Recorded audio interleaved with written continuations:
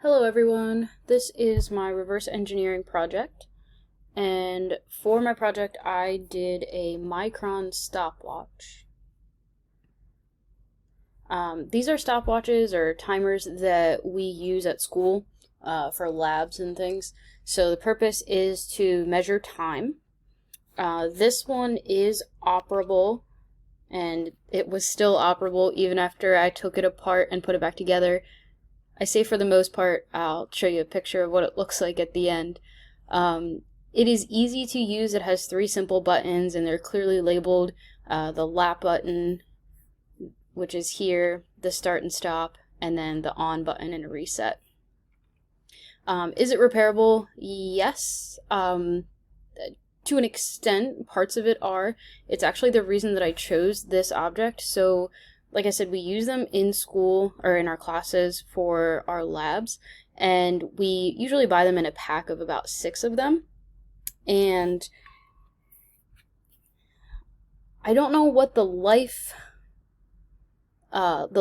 life of these are, but I will take a guess that, or the life of the battery, I guess. I have personally never replaced a battery in one of these.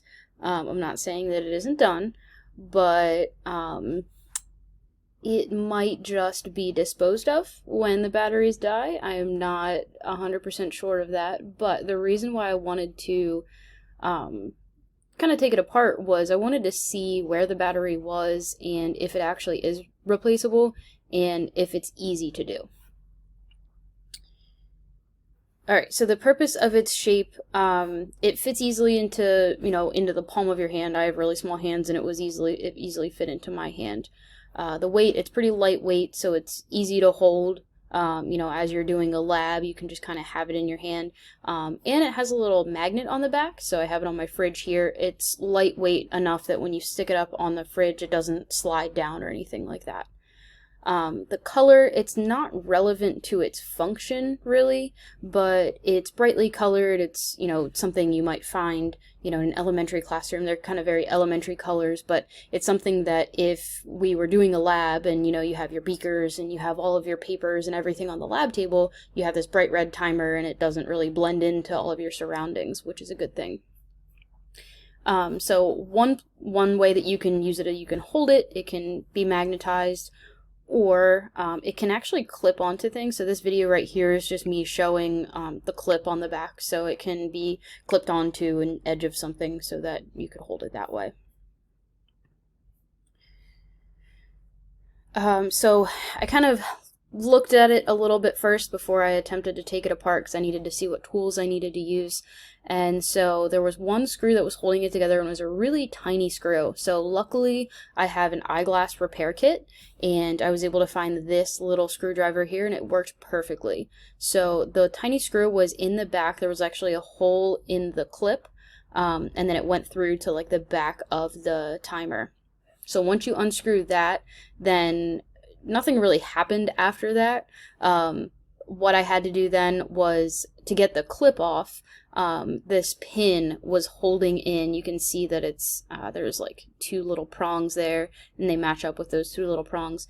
So that pin and then the spring fit in right where that L7 shape is. And so I kind of took the screwdriver and I didn't hammer it because I was afraid I was going to break it, but I kind of pushed it a little bit to kind of pop that out, and then I grabbed pliers on one side so I could pull the other side out, and then that's what released this this clip right here. This U shape right here was right in here. You can, I don't have a good picture of it, but if you pushed out the arm and then you like turned that down, it was almost like it made it a stand, so you could sit it on a table and you could have the arm out this way, so it would be propped up on a table so you could see it. At that point, so the one screw was out and then it was still, together, and so I was like, well, I guess I have to pry it apart and carefully so that I don't, dent the material or break it. So I took the screwdriver, I had like a flathead screwdriver, and I just kind of took it on this side and all four sides, and I just kind of wiggled it a little bit to try to pry it free, and did a little bit here, did a little bit there, and it did take a little bit of doing, but it did take it apart, and there weren't any marks or anything, and I didn't crack the plastic at any point.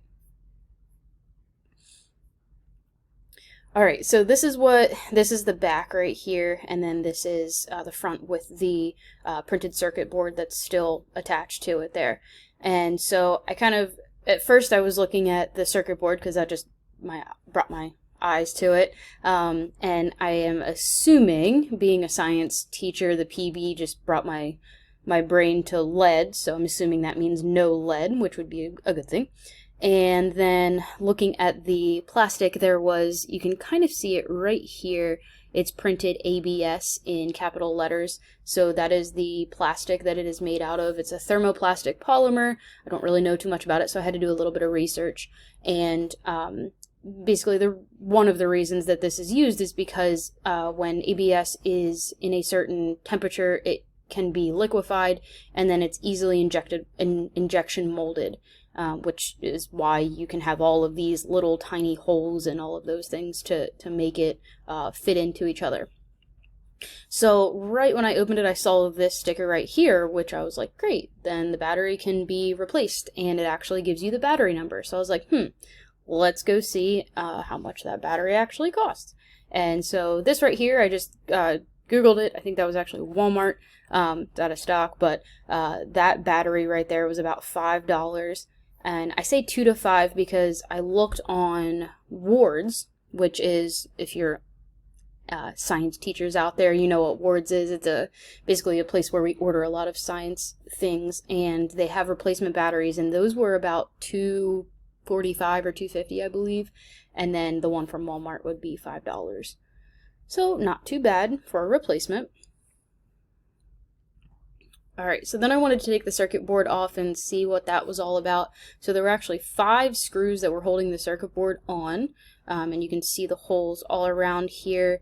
There were 4 around, or 1, 2, 3, 4, 5, 6, 7, wow, 7 screws. My apologies. I counted wrong there.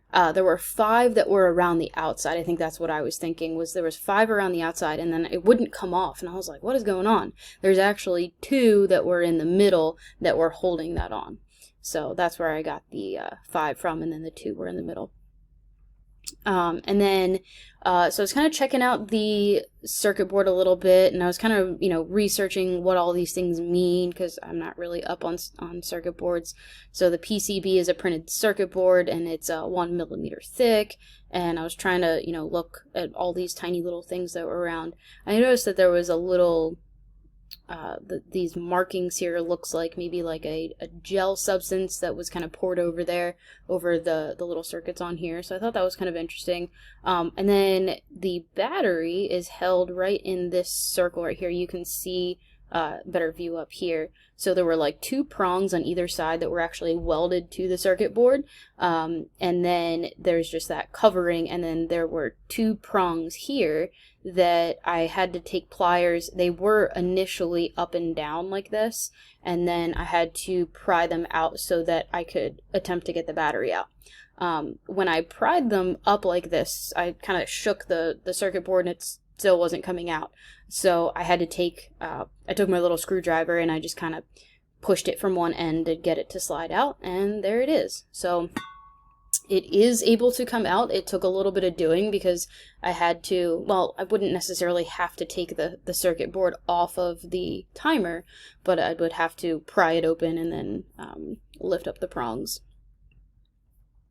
Alright, so when you flip the circuit board over, this would be the front of the circuit board right here. So this would be the display screen that you would see the time on, and you can actually see a little bit right here. You can see lap, start and stop, and then on and reset are actually like imprinted into the circuit board, so you can see that's where those buttons would be pressed. And then this was just kind of stuck on. It wasn't, as I was holding it, it kind of just came off. So here's the front of the timer. Again, you can see the ABS is printed in it. That's what helped get all of these tiny little parts that held it together. So you can see here are the buttons. It's a little rubberized pad that's on each of the buttons, and they actually fall out. I had to, when I was putting it back together, I actually had to look at the picture to see which color went in where, because I had them all messed up. But I guess essentially you could, change those around, and you could make, green this start, because green is go, or maybe that's why it's on. Who knows? But you could change around the colors if you want to. And ultimately, I was able to get it back. Here's proof that it was working again. Okay, so time was running, and you could, the lap button worked, and the start and the stop and all that stuff was working in the reset. But after I was handling it a little bit, the screen kind of went a little wonky. Part of it was, you can see here it was cut off. If I took and pressed the front and the back together and kind of squeezed it, it came back, but then it would go all weird again. So I can imagine that it was because, I'm just going to click back here for a second. So like I said, this right here, it came off really easily, and I'm wondering if I just didn't line it up correctly on these sensors here. Again, I'm not really up on circuit boards, so I'm not really sure exactly how that works, but that's kind of what I was guessing, was that things just didn't align correctly, which I could go back in and I could realign it, but then I would have to pry it back open, and it was a decent bit of work, so I just kind of let it go. Alright, so here's some comparisons. So let me start with the others, and then I'll explain the Micron. So these were ones that I just found on Amazon, and they range anywhere from $5. You can see that it was on sale. Everything on Amazon is cheaper. So originally it was actually $16. This one is about $10, and this one is almost $20. And the only thing I can think of here is the numbers are a little bit bigger. But other than that, I mean, they're generally the same. This one has a couple more buttons. And the thing I noticed here was it's taking, I'm going to guess that's a AAA battery, rather than that watch battery that the Micron timer has. So with the Micron stopwatch, so this is actually where we order them from. That's why I wanted to look it up. And I'm not sure if you can see this chart right down here, but I will explain it to you. This first one right here, for a stopwatch, it is $9.75 for one of them. So if you just went on and ordered one, it's, right around in the middle of what all these cost. You can buy a case of 450 for about $3,000. You can buy a pack of 6, which is about $45. So that's this right here. And like I said, we have packs of 6. Each science teacher usually has probably 1 or 2 packs of 6 of them. And then they come in boxes of 288, which is kind of a random number, and then a pack of 12. And then this is also where I got the information about the replacement battery. So they do sell replacement batteries, but it was just each, and then there was no price for bulk buying the batteries or anything like that. Improvements. So a couple things that I kind of thought about as I was doing this and as I've used them is an easier way to change the battery. So I can see why we might not have chosen to replace the batteries in the past. It's kind of tedious to do that for, if I have 2 packs of 6, I have 12 timers in my room to go through and do that is a little bit time consuming. So an easier way to change a battery, and when I was looking at this timer, I was like, oh hey, a AAA battery, it's probably something on the back where you just pop it off and you pop in the battery. That would be a lot easier. I would be more apt to do that. Bumps on the buttons, what I mean by that is almost like a braille kind of thing. So a lot of the times when the kids, or even I'm using the timer, it's in my hand and I'm looking at whatever the experiment is, and I'd like to know, which button my thumb is on so that I'm pressing the correct one. I'm pressing stop when I need to press stop, or start when I need to press start. So that would be nice to have. maybe a sound like a beeping or even a click when you press the button. So I don't know if anybody has used these timers before, but the buttons are very lax, they're very loose. You could press it and sometimes it doesn't read. You kind of really have to give some pressure, and there's no click, there's no sound to let you know other than the screen is going to start moving or stopping. So again, you kind of have to look at it, but if there was like a click or if there was like a beeping sound that you could hear